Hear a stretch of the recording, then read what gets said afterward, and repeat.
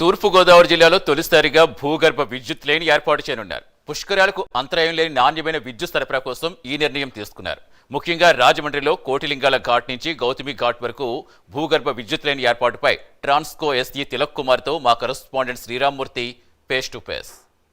పుష్కరాలకు రాజమహేంద్రవరంలో ఏర్పాట్ల మీద పునాది పడింది. ఇప్పటికే అనేక శాఖలకు సంబంధించిన ఏర్పాట్లకి ప్రణాళికలు సిద్ధం చేశారు. ఇప్పుడిప్పుడే కొన్ని పనులకు కూడా ప్రారంభం జరుగుతోంది.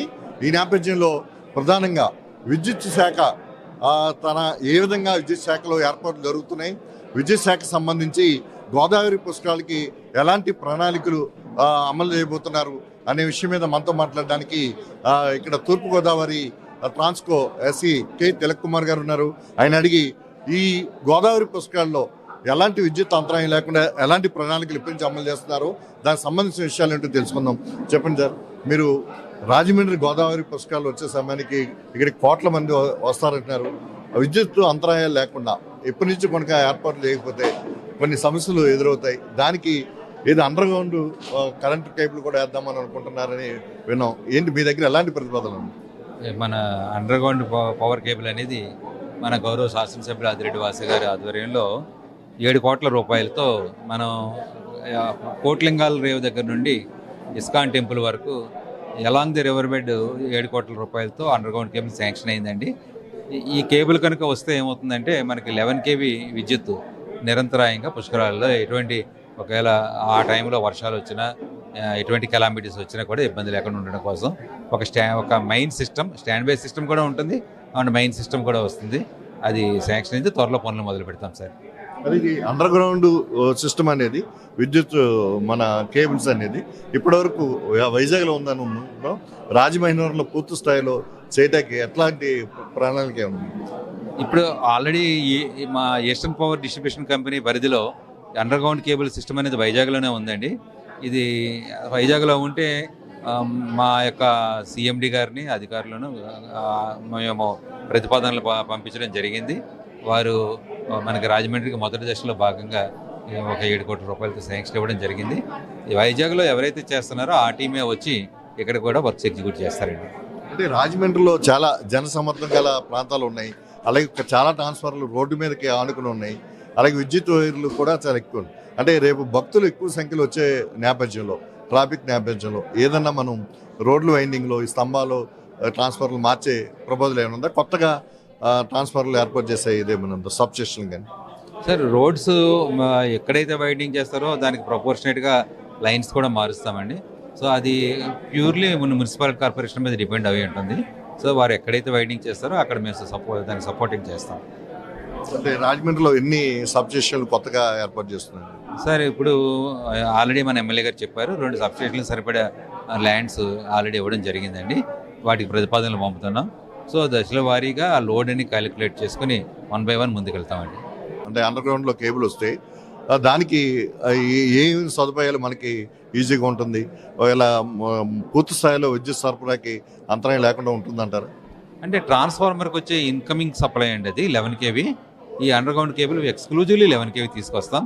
కాబట్టి ట్రాన్స్ఫార్మర్కి ఎప్పుడైతే మనకి ఇన్కమింగ్ సప్లై మనకి అన్ఇంటరప్టెడ్గా ఉంటుందో అవుట్పుట్ కూడా మనకి ఎల్టీ సప్లై వస్తుంది. సో ఇది ఒక మంచి ముందడుగుగా భావిస్తున్నామండి.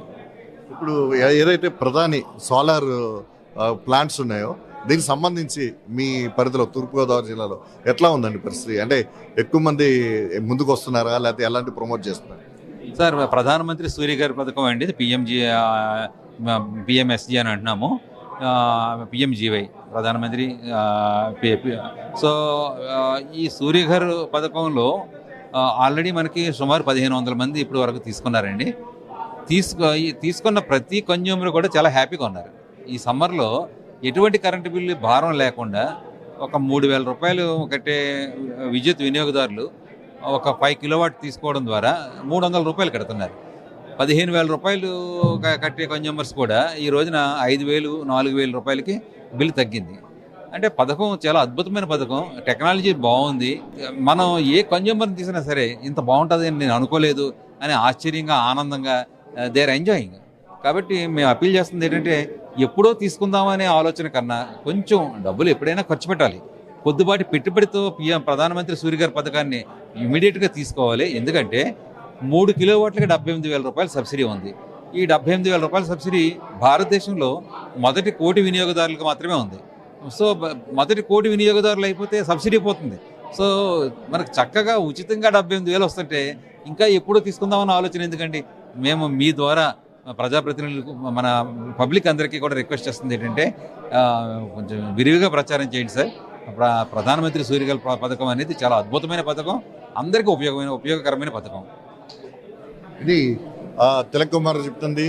రాజమండ్రి అంటే తూర్పుగోదావరి జిల్లాకు సంబంధించి రాజమండ్రిలో గోదావరి పుష్పాలకి మొదటి దశలో ఒక 7 కోట్ల రూపాయలతో అండర్ కేబుల్ విద్యుత్ లైన్లు వేస్తున్నాం. దీనివల్ల అంతరాయం లేకుండా విద్యుత్ సరఫరాకి వీలవుతుందని చెప్తున్నారు. అదేవిధంగా ఏదైతే ప్రధాని సోలార్ రూప్ టాప్ సంబంధించిన ఏదైతే సబ్సిడీ మీద సోలారు ప్లేట్లు ఇస్తున్నారో దీనికి సంబంధించి ఇప్పటికీ 1,500 మంది వరకు ఇది వేసుకున్నారు. ఇది చాలా ఉపయోగకరంగా ఉంది. చాలా సబ్సిడీ మీద దీన్ని ఇస్తున్నారు. 1 కోటి మంది కనుక పూర్తయితే ఈ సబ్సిడీ రాదని కూడా ఆయన చెప్తున్న పరిస్థితుంది. దీన్ని ఎక్కువ మంది ప్రజలు వినియోగించుకున్నట్లయితే వారికి విద్యుత్ బిల్ తగ్గుతుందని కూడా చెప్తున్నారు. కెమెరామెన్ దుర్గతో శ్రీరామూర్తి, ప్రైమ్ న్యూస్, రాజమండ్రి నుంచి.